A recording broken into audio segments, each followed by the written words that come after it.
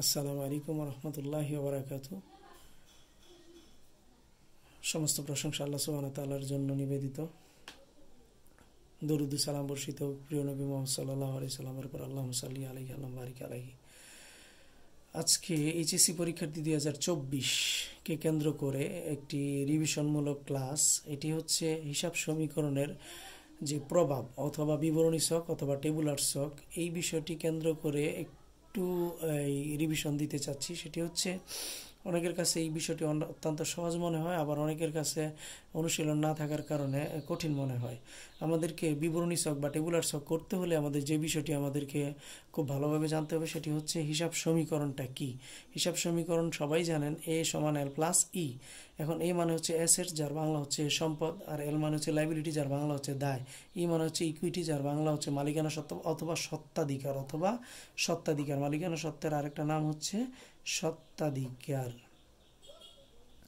এখন আমরা জানি হিসাব আবার 5 প্রকার। হিসাবের শ্রেণীবিন্যাস বা শ্রেণীবিভাগের মধ্যে হিসাব হচ্ছে 5 প্রকার। একটা হচ্ছে ব্যয় বা খরচ, একটা হচ্ছে সম্পদ, আরেকটা হচ্ছে আয়, আরেকটা হচ্ছে দায়, একটা হচ্ছে মালিকানা সত্ত্ব বা সত্ত্বাধিকার।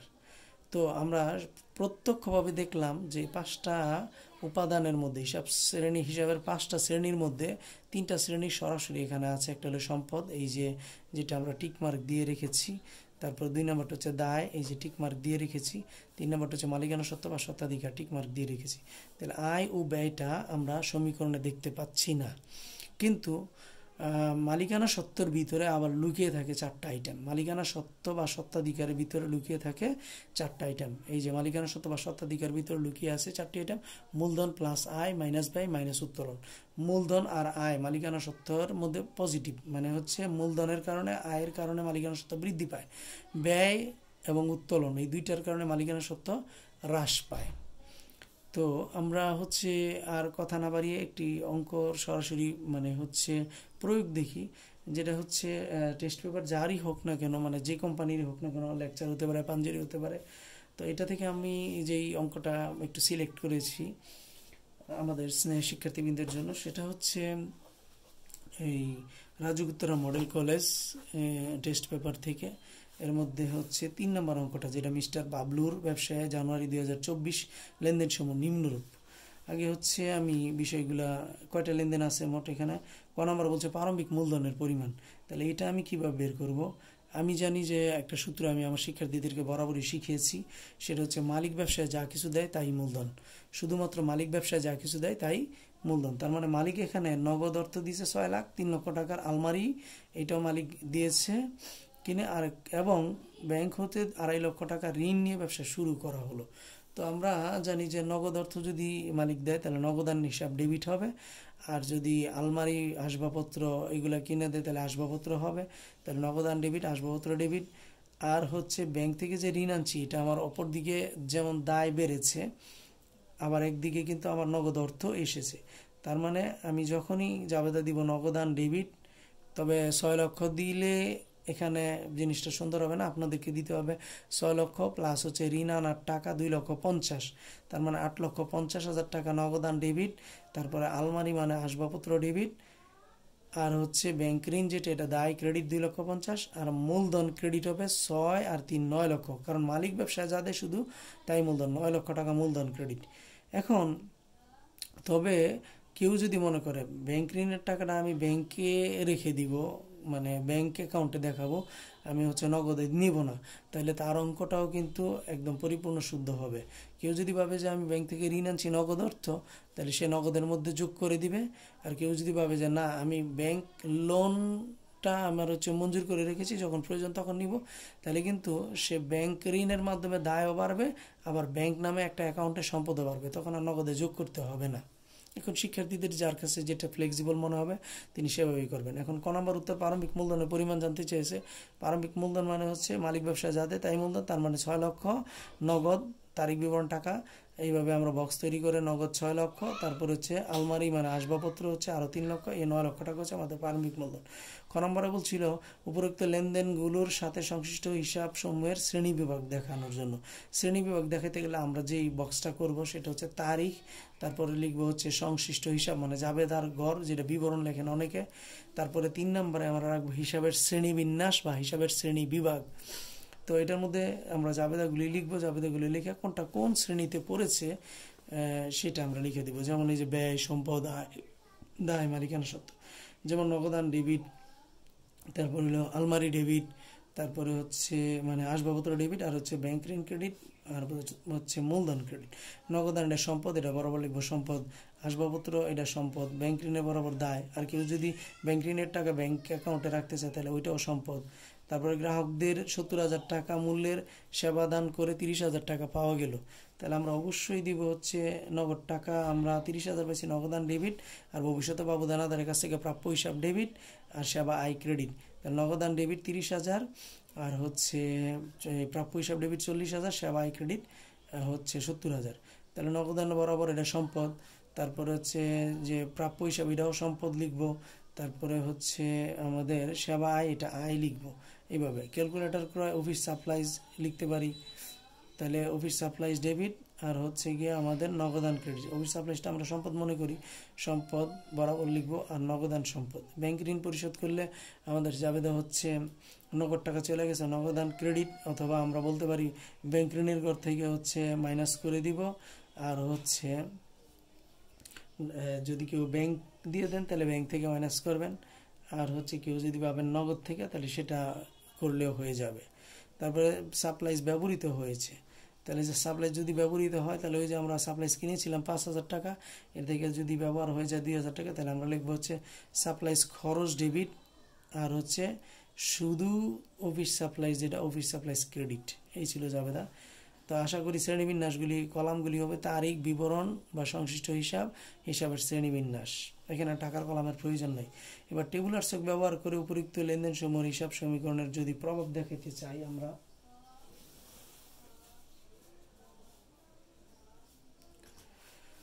তো আমাদের হচ্ছে কয়টা এখানে 1 2 3 4 5টি লেনদেন আছে। তো 5টি লেনদেনের মধ্যে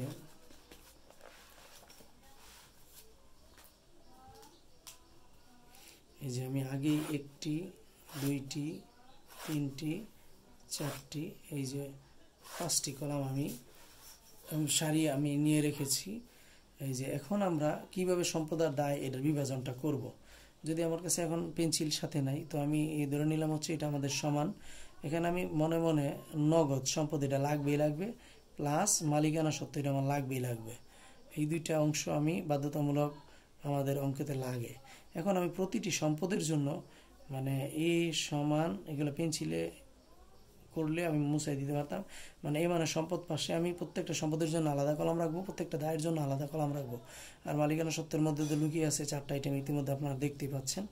তো প্রথম জাবেদাটার মধ্যে যদি আমি প্রশ্নটা দেখাই, এর মধ্যে আমাদের ছিল হচ্ছে নগদান ডেবিট। আমি ব্যাংক ঋণের টাকাটা নগদের সাথে যুক্ত করে নিচ্ছি 8,50,000 টাকা। তারপর আলমারি যেটা এটা আসবাবপত্র, এটা সম্পদ। আর হচ্ছে ব্যাংক ঋণ এটা দায় ক্রেডিট, আর মালিকানা মূলধন ক্রেডিট। তার মানে নগদ লাগবে প্রথম লেনদেনে, তারপরে আসবাবপত্র লাগবে, আর ব্যাংক ঋণ লাগবে, আর হচ্ছে মূলধন লাগবে। তাহলে নগদ ইতিমধ্যে আমার আছে, তাহলে আসবাবপত্র নামে আমার একটা সম্পদের ঘর লাগবে, আসবাবপত্র। তারপরে আমাদের লাগবে হচ্ছে এই ব্যাংক ঋণ, এটা আমার দায় পাশে লাগবে ব্যাংক ঋণ।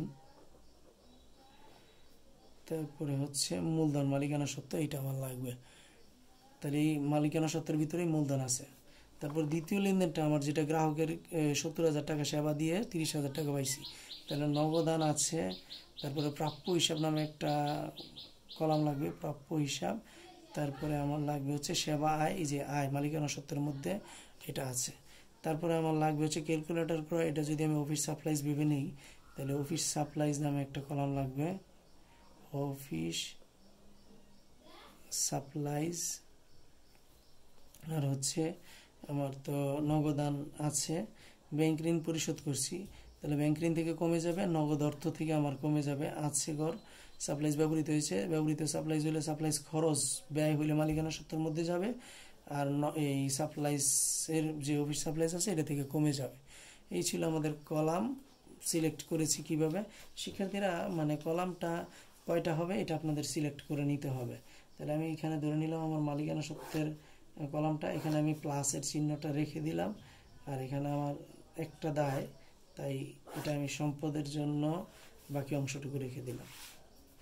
এখন এটাকে চারটা টুকরো করে নেব সম্পদ পাশটাকে।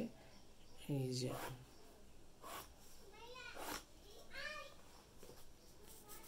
এখানে আমি লিখবো, এগুলো অবশ্যই পেন্সিল দিয়ে মুছে দিবেন আপনারা যদি ঘর সিলেক্ট করতে পারেন, আর যদি কেউ মুখে মুখে বুঝে নিতে পারেন তাহলে সেটা তো আরও ভালো হয়। শিক্ষার্থীরা এরা তাদের নিজেদের সুবিধা অনুযায়ী করে নেবে।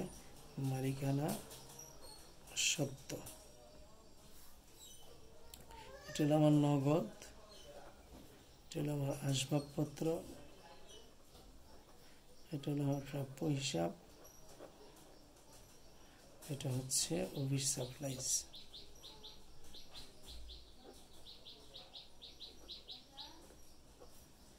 এটা হলো ব্যাংক ঋণ। আর এটার মধ্যে আমি লিখে দিচ্ছি মূলধন প্লাস আয় মাইনাস ব্যয় মাইনাস উত্তোলন। কারণ এখানে চারটা জিনিস আছে, তাই আমি চারটা জিনিস এখানে উল্লেখ করে দিয়েছি।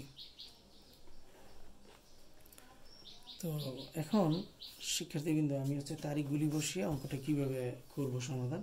তারিখটা ছিল আমার 2024 জানুয়ারির 1, পরে হচ্ছে জানুয়ারির 8, জানুয়ারির 15, জানুয়ারির 25, জানুয়ারির 31। আমি মন্তব্য দিব শুধুমাত্র মালিকানা সত্ত্বের ঘরে গেলে মন্তব্য দিব শুধুমাত্র মালিকানা সত্ত্বের ঘরে গেলে, কারণ মালিকানা সত্ত্বের ভিতরে 4টা আইটেম আছে, মূলধন প্লাস আয় মাইনাস ব্যয় মাইনাস উত্তোলন। কী কারণে গিয়েছে এটা আমাকে উল্লেখ করে দিতে হবে। তাহলে প্রথমটার মধ্যে নগদ যদিও 6 লক্ষ ছিল, আর ব্যাংক ঋণের টাকাটা আমি যুক্ত করে নিলাম যেহেতু ঋণ আনছি, তাহলে 8,50,000 টাকা, আর হচ্ছে আসবাবপত্র করে 3 লক্ষ টাকা, ব্যাংক ঋণে 2.5 লক্ষ টাকা, আর মূলধন মালিক দিয়েছে 6 লক্ষ আর 3 লক্ষ 9 লক্ষ টাকা বসাবো। তাহলে আমার প্রথমত হচ্ছে 6 লক্ষ আর হচ্ছে 2,50,000 মানে 8,50,000 টাকা, আর আসবাবপত্র মানে আলমারি কিনেছিলাম 3 লক্ষ টাকা, তারপরে হচ্ছে ব্যাংক থেকে ঋণ আনছিলাম 2,50,000 টাকা, মালিক দিয়েছিল 9 লক্ষ টাকা। এখন আমি মন্তব্য করে গেলে এটা মূলধনের কারণে এখানে এসেছে। তারপর আমি কোনো ফলাফল যোগ বিয়োগ এগুলো নামাবো না, এগুলো নামাতে গেলে শিক্ষার্থীদের সময় নষ্ট, এতে করে নতুন কোনো সুবিধা হয় না, বরং এটা সময় নষ্ট এবং আপনার শ্রম বেশি লাগে। বরং আপনি লাস্টে ফলাফল একবারই যোগ বিয়োগ করবেন, সেটাই উত্তম। এবার গ্রাহকদের 70,000 টাকা সেবা দান করে 30,000 টাকা নগদে পেয়েছি, তার মানে নগদের ঘরে বসাবো হচ্ছে 30,000 প্লাস হয়েছে, আর যেহেতু 70,000 টাকা সেবা দিয়েছি ভবিষ্যতে আরও 40,000 টাকা পাবো, আর সেবা দিয়েছি এটা আমার আয় হয়েছে, তাহলে আমি এখানে আয়ের ঘর মানে মালিকানা সত্ত্বের মধ্যে যে আয়ের সামনে প্লাস, তো এই ঘরে আমার হয়েছে, আমি এটা আয় লিখে দিয়েছি। অতঃপর হচ্ছে আমার ক্যালকুলেটর ক্রয় করেছি, এটা আমার কত টাকা 5,000 টাকা, তাহলে ক্যালকুলেটর ক্রয় করলে অফিস সাপ্লাইজ বা আমার একটা সম্পদ বৃদ্ধি পেয়েছে 5,000 টাকা, আর নগদ অর্থ আমার এখান থেকে চলে গেছে, এটা মাইনাস হয়েছে। এখানে মালিকানা সত্ত্বের ঘরে যায় নাই, তাই মন্তব্য হয় নাই। ব্যাংক ঋণ যদি আমি পরিশোধ করি, ব্যাংক থেকে ঋণ এনেছিলাম, আজকে আমি পরিশোধ করতে গেছি, তাহলে আমার নগদ টাকা কমে যাবে। 1 লক্ষ টাকা আমি ব্যাংক ঋণ পরিশোধ করেছি, আবার আমার ব্যাংক ঋণ মানে দায়ও তো আমার কমে যাবে 1 লক্ষ টাকা। মালিকানা সত্ত্বের ঘরে যায় নাই, তাহলে মন্তব্য হয় নাই। লাস্ট হচ্ছে আপনার সাপ্লাইজ ব্যবহৃত হয়েছে, সাপ্লাইজ কিনছিলাম 5,000, এখন ব্যবহার হয়ে গিয়েছে 2,000, তাহলে 2,000 ব্যবহার হইলে এখানে আমার কমে যাবে। আর হচ্ছে খরচ হওয়ার কারণে সাপ্লাই যেহেতু ব্যবহৃত হয়ে গেছে মানে খরচ হয়ে গেছে, খরচ বা ব্যয় মালিকানা সত্ত্বের মধ্যে যায়, তাহলে এখান থেকে আরও 2,000 মাইনাস হবে। এই ছিল আমাদের একটা হিসাব সমীকরণের প্রভাব। এখন শিক্ষার্থীবৃন্দ আপনাদের শুধু হচ্ছে যোগ বিয়োগ করে নেবেন, তাইলে যথেষ্ট। ধরেন আমি এখানে করলাম যোগ বিয়োগের ফলটা, এখানে 9,70,000 থেকে গেলে 9,68,000 টাকা রইল। 2,50,000 থেকে 1 লক্ষ গেলে তার মানে হচ্ছে 1,50,000 রইল। আচ্ছা, এখন হচ্ছে 5,000 থেকে 2,000 গেলে উপরে 3,000 রইল, 40,000 রইল, 3 লক্ষ রইল, 8,50,000 30 হলো 8,80,000, 8,80,000 থেকে হলো 1,05,000। এখানে হলো 8 লক্ষ, এটা কত ছিল সংখ্যাটা 30, 8,80,000 তার থেকে যদি আমার 1 লক্ষ জায়গা 7,80,000, 7,80,000 থেকে আবার 5 গেলে 7,75,000। এখন যদি আমার রাবার থাকে তাইলে অবশ্যই মানে আমি এগুলো মুছে দিব, মুছে দিয়ে একটা ফল নামাবো সম্পদ পাশের, আবার দায় মালিকানা সত্ত্বে আরেকটা ফল নামাবো। আমি এখন যদি ক্যালকুলেটার আমি যোগটা করি, 1,50,000 আর 9,68,000, 1,50,000 প্লাস হলো 9,68,000, তাহলে আমার হইলো 11,18,000, 11,18,000। এবার এই পাশটা আমি দেখি, আমার হচ্ছে 7,75,000 প্লাস হচ্ছে 3 লক্ষ প্লাস হচ্ছে 40,000 প্লাস হচ্ছে 3,000, এই যে 11,18,000 উভয় পাশ মিলল। এই হচ্ছে আমার একটা হিসাব সমীকরণের প্রভাব, অথবা এটার নাম বিবরণী ছক, টেবুলার ছক, হিসাব সমীকরণের পরিবর্তনের পরিমাণ।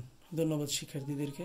মহান আল্লাহ সুবহানাহু ওয়া তাআলা আমার শিক্ষার্থীদেরকে নির্ভুলভাবে সঠিকভাবে যেন পরীক্ষাগুলিতে এগুলো উপস্থাপন করার তৌফিক দান করা, আল্লাহ সুবহানাহু ওয়া তাআলার কাছে সেই দোয়া এবং দাবি রাখছি।